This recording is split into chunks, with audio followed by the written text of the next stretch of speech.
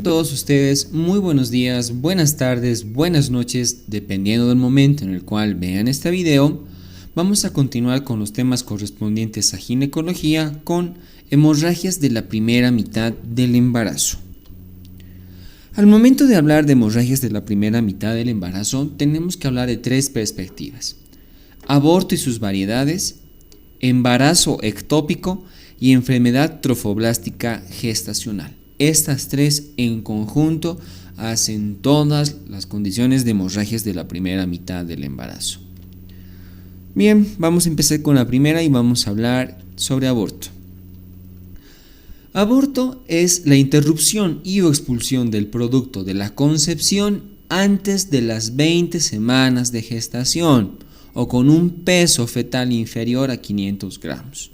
La bibliografía sugerida dice claramente que es la interrupción antes de la semana 20 o con un peso inferior a 500 gramos. ¿Sí? Es bien importante que tengamos en cuenta esto. Bien, la clasificación de todas las modalidades de aborto es la siguiente. Tenemos dentro los espontáneos, que pueden ser ocasionales o habituales. Ocasionales son aquellos que se produjo así, nada más por así, sin causa aparente, sin que algo haya pasado y ¡pum!, ¿no?, se produce el aborto. O los abortos habituales. La bibliografía sugerida dice que es la presencia de 2 o más abortos continuos. La última referencia hace de que aborto habitual es la presencia de 3 abortos continuos o 5 discontinuos. Esa es la referencia actual de aborto habitual, pero esta bibliografía, no se olviden, dice 2 o más abortos continuos. Tenemos también los abortos provocados. Estos representan la gran mayoría de todos los procesos en relación a aborto, que serán terapéuticos, es decir, con indicación médica por alguna situación, o los ilegales, que igual son la gran mayoría de todos los provocados. En nuestro medio tenemos múltiples casos de interrupciones del embarazo de forma ilegal. Por el momento de la evolución se clasificará en amenaza de aborto, aborto en curso o aborto inminente. Esto lo vamos a detallar con mayor claridad luego. Por su mecanismo de producción serán los típicos o atípicos. ¿Sí? Esto también lo vamos a ver, pero ya más o menos les doy un pantallazo. Los atípicos son los que salen completos y los atípicos son los incompletos. Según el material eliminado, también aquí hago referencia a que son completos si se ha expulsado todo o incompletos si quedan los famosos restos ovulares. Según se instale un proceso infeccioso, serán afebriles o serán abortos infectados. Pregunta: señala lo correcto respecto a aborto. Aborto se considera la interrupción de la gestación con un producto de 24 semanas y menor a 700 gramos. Aborto habitual se considera una interrupción consecutiva de 5 gestaciones. Las infecciones urinarias son las causas más frecuentes de amenaza de aborto. Las cromosomopatías no son causa de aborto. Los trastornos de colagenopatías no son causas de aborto.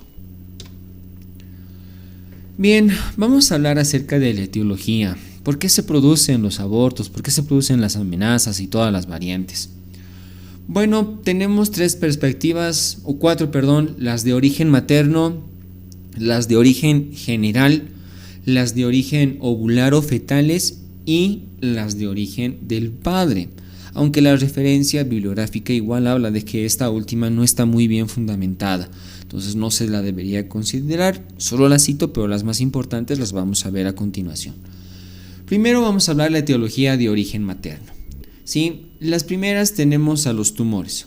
Toda presencia de tumor en cavidad uterina puede ser una causa para aborto. Tenemos el más importante, los miomas, y especialmente los que son submucosos, o sea, están dentro de la cavidad uterina. También puede ser pólipos, pueden ser tumores de endometrio, el cáncer endometrial, etcétera, etcétera. Todos los tumores son factores de riesgo. Luego están las malformaciones del útero.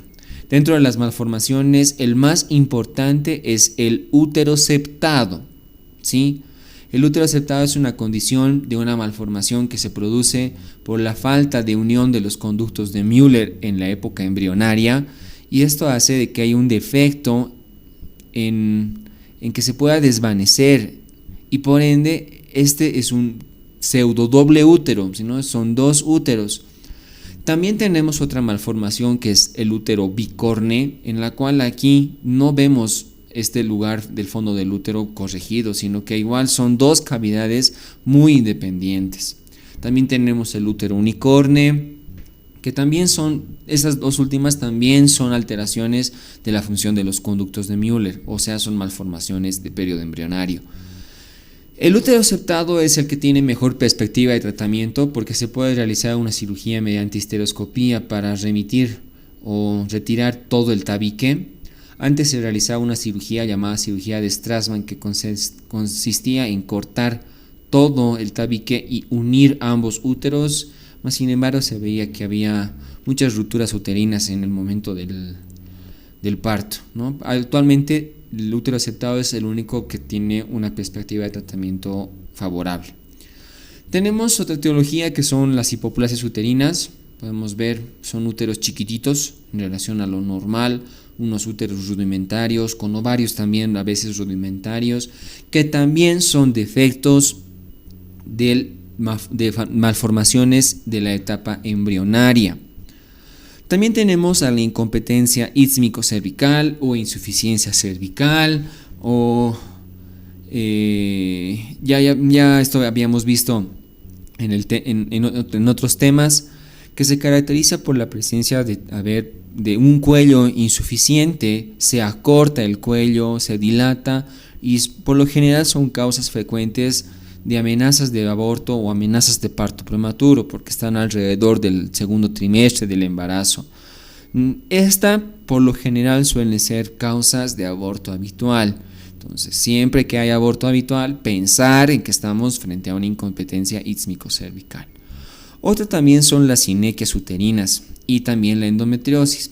Las sinequias uterinas son adherencias de las paredes endometriales del útero, que por lo general las causas son debido a legrados anteriores o procesos infecciosos.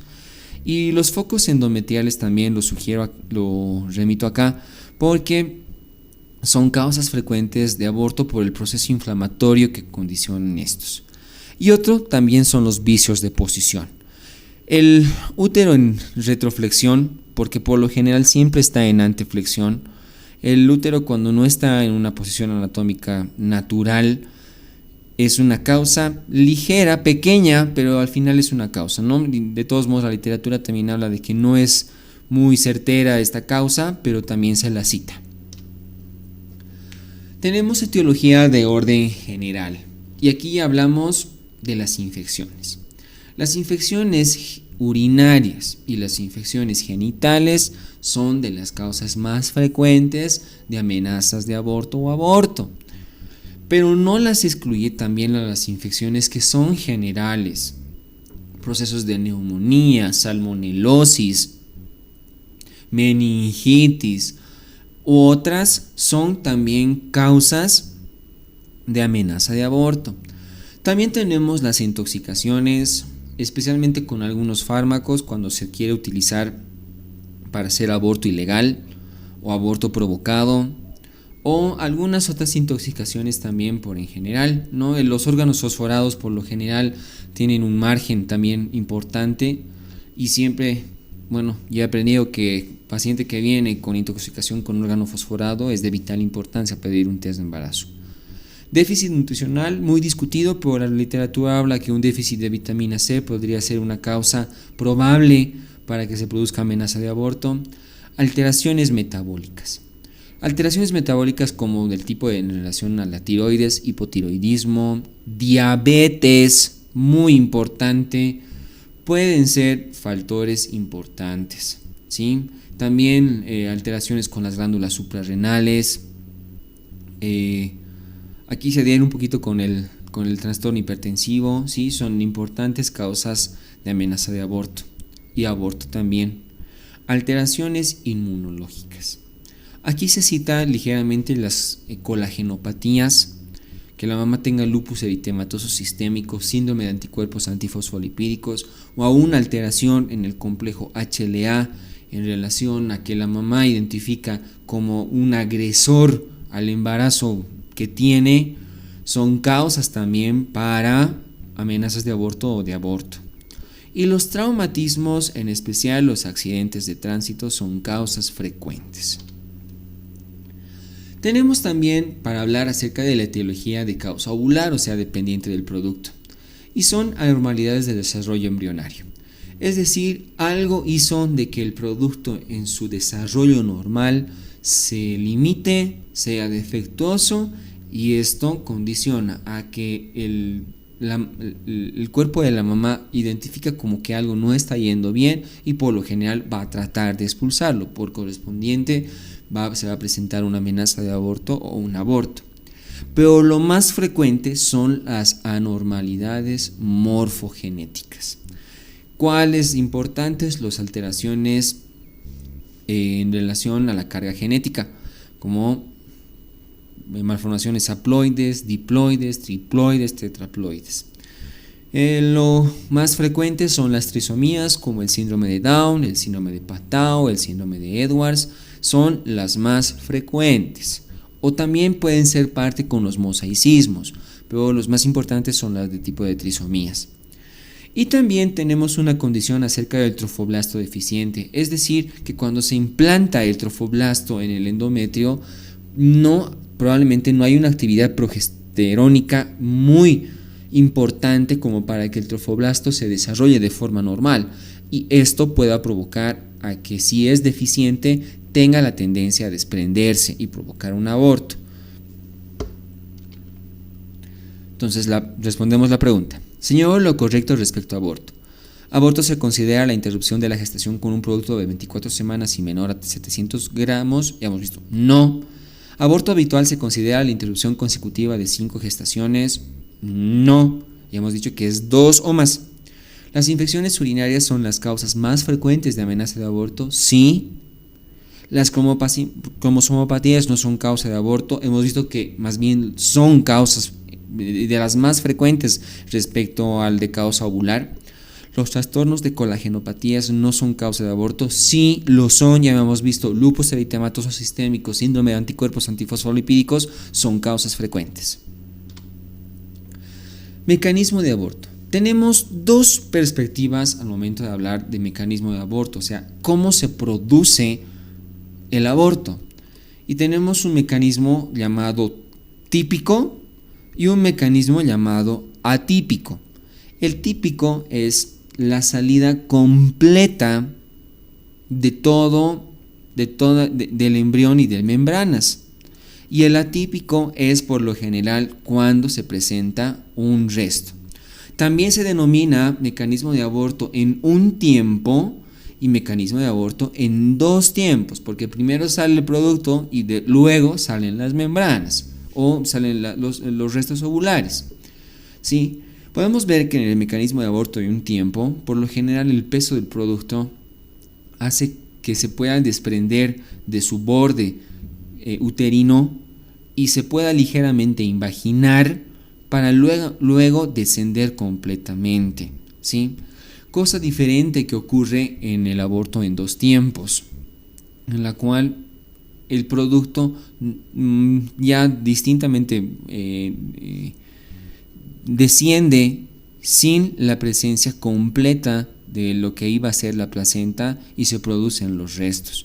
Por lo general, los mecanismos de aborto de un solo tiempo ocurren en edades gestacionales tempranas, es decir, menor a 10, menor a 12 semanas. Y las que se producen después de las 12 semanas, por lo general, son en 2 tiempos, siempre se presentan los restos ovulares. ¿Cómo realizamos el diagnóstico? ¿Sí? Y vamos a ver luego que evidentemente también interfiere en relación al escenario en el cual estemos.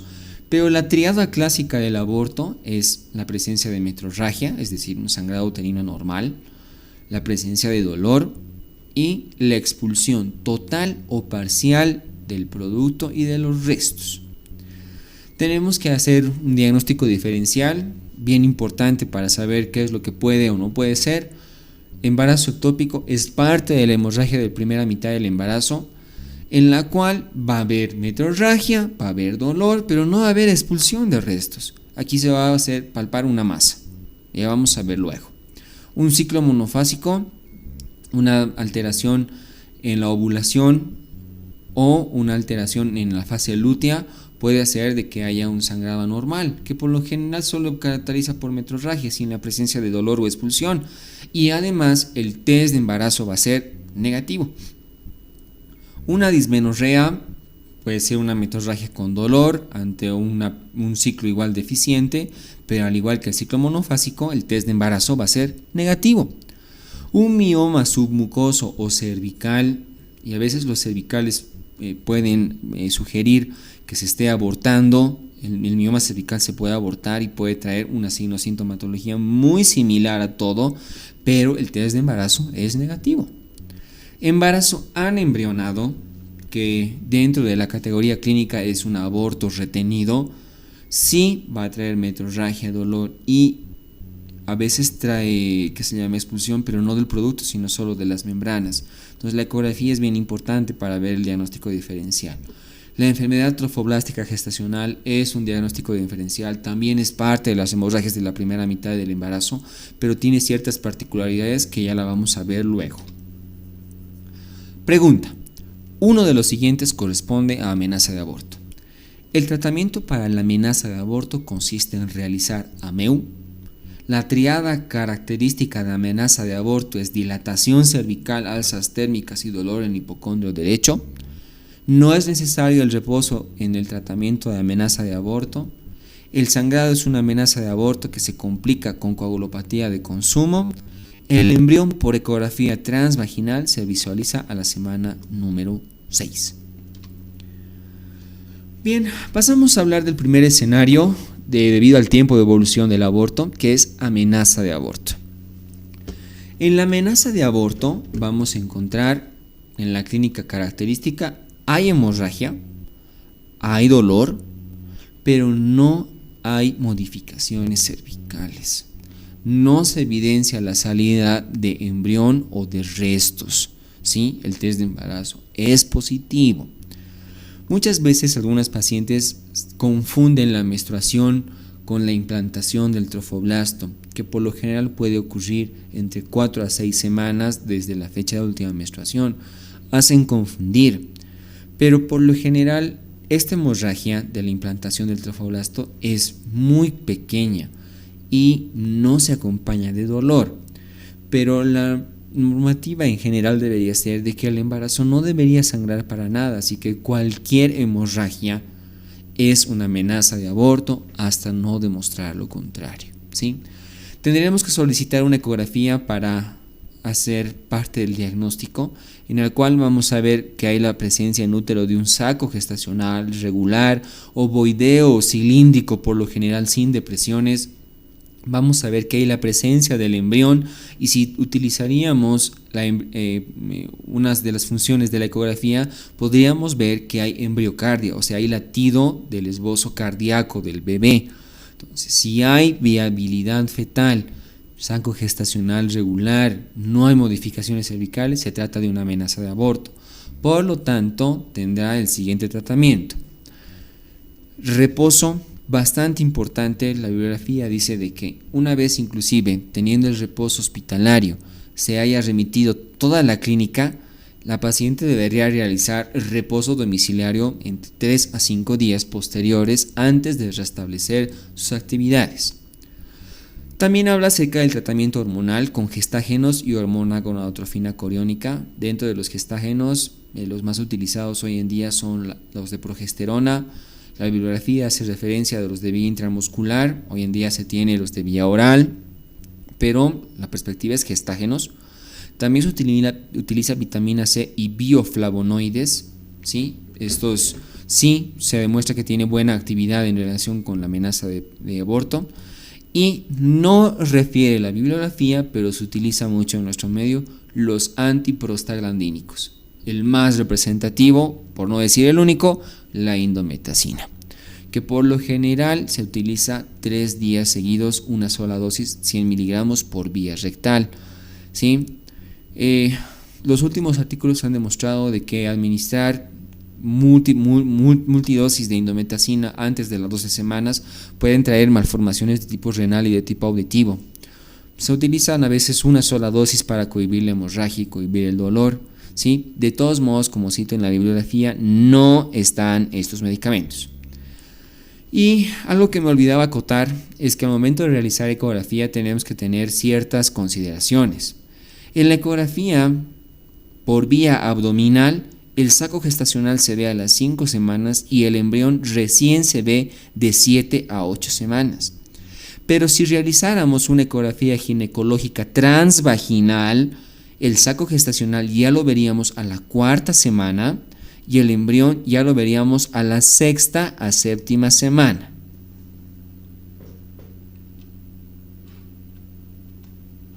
Perdón. Aborto en curso, ¿sí? En el aborto en curso, como su nombre lo dice, se está produciendo ya el mecanismo de aborto como tal. Por lo tanto, lo que vamos a encontrar, va a haber una mayor cantidad de hemorragia, el dolor va a ser más intenso y la dilatación, ya va a haber dilatación cervical. La literatura habla de que ya más o menos puede haber 1 centímetro de dilatación. Si hiciéramos una ecografía, vamos a ver un saco gestacional irregular, ya no es ovoideo, ya no es circular.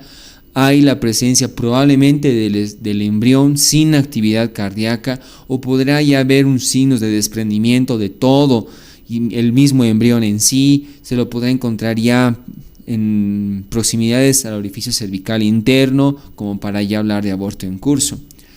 Respecto al tratamiento, hay que continuar con el tratamiento de amenaza de aborto hasta que la ecografía reporte ausencia de vitalidad. Si hay ausencia de vitalidad, pasaremos al siguiente acápite, que es aborto inminente.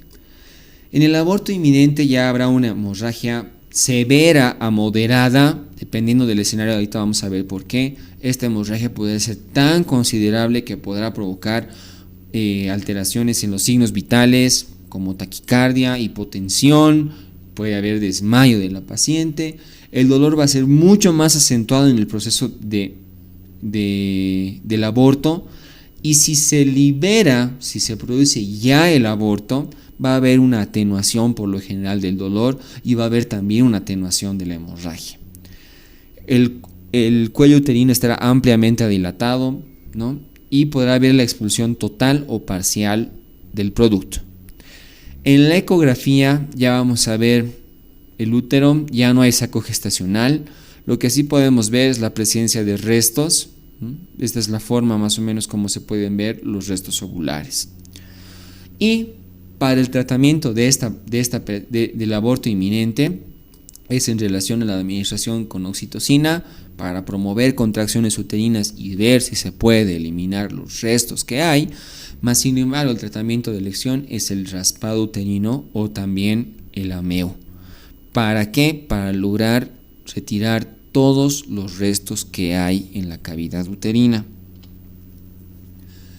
El ameo es una técnica mucho más segura que el legrado uterino, mas sin embargo la regla es hacerla hasta las 12 semanas de gestación. Después de las 12 semanas de gestación, realizar legrado uterino.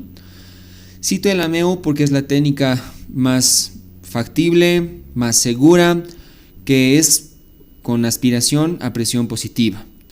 Esta es la jeringa de Karman y estas son las cánulas de Karman. Mediante las cánulas se ingresa a la cavidad uterina y con un procedimiento sistémico se trata de eliminar todos los restos que hayan en la cavidad uterina. Vamos a responder la pregunta. Uno de los siguientes corresponde a amenaza de aborto. El tratamiento para la amenaza de aborto consiste en realizar ameo, no, esto es para embarazo, aborto inminente o aborto en curso en el cual se haya visto ya que no hay vitalidad fetal. La triada característica de amenaza de aborto es dilatación cervical, alzas térmicas y dolor en hipocondrio derecho. No, para nada. No es necesario el reposo en el tratamiento de amenaza de aborto, hemos visto que sí. El sangrado en una amenaza de aborto se complica con coagulopatía de consumo, para nada. el embrión por ecografía transvaginal se visualiza a la 6ª semana. Esto sí es correcto. Otra pregunta. Señalé lo que corresponde a aborto infectado. La gran parte de aborto complicado son los provocados. La antibiótico-terapia es el pilar de tratamiento en un aborto infectado. La metrorragia fétida es sugerente de proceso infeccioso. El síndrome icteroazoémico de Mondor es provocado por Clostridium perfringens. Todos son correctos. A ver, al momento de hablar sobre las complicaciones, lo que tenemos que hablar es que la variante del proceso infeccioso es lo más frecuente que puede pasar en un aborto, ¿sí? Por correspondiente, tenemos 3 variedades: el aborto infectado, el aborto complicado y el aborto séptico. Especialmente los restos ovulares son una puerta de entrada para el proceso infeccioso, ¿sí? En el aborto infectado, por lo general, el microorganismo más representativo es la Escherichia coli. En los abortos complicados, que es una evolución de este procedimiento, estarán implicados las bacterias los gram positivos. Y en el aborto séptico, una variante muy importante que hay que citar es la presencia de Clostridium perfringens. Este agente produce el síndrome icteroazoémico de Mondor, también llamado síndrome tricolor, porque tiene una perspectiva de provocar hemólisis.